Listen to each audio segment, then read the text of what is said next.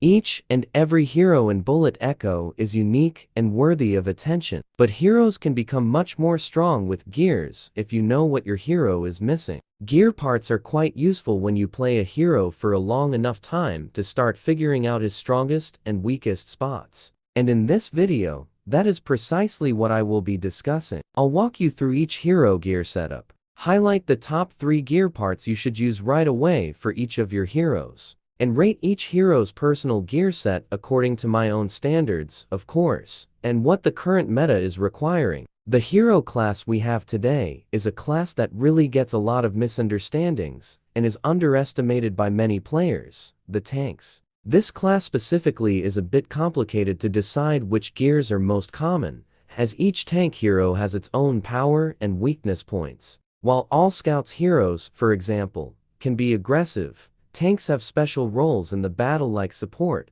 such as Dragoon and Smog, attackers such as Bertha and Ramsay, or defensive roles like Bastion and Leviathan. That's why choosing the best gear parts for them varies based on their role. Dragoon, for example, requires more damage to health and armor, also having extra health so he can survive tough fights while supporting his teammates in those third parties. As you might know already, he is a solid hero to carry not only his team but the entire game. Smog on the other side is more of a punching bag. That's why it's important to increase his health. However, reducing his fire spread and increasing his fire rate is desirable for him as he will be more effective. Bastion is also similar to Smog's gameplay mechanics, except he has a shield, which makes gear parts that increase health not very necessary. However, gear parts that reduce his fire spread and reload time while increasing his movement speed are very important.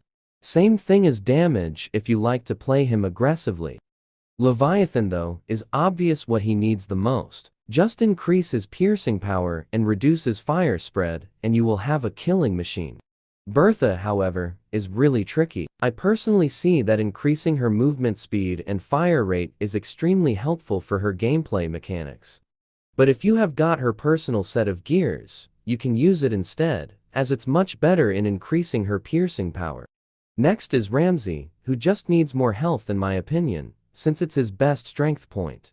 And maybe some more movement speed to help you out with your team if you are a team player. And finally more vision, so you can use his rampage ability more properly. This, by the way, also applies on Smog, since you will need vision to use his missiles launcher ability more effectively.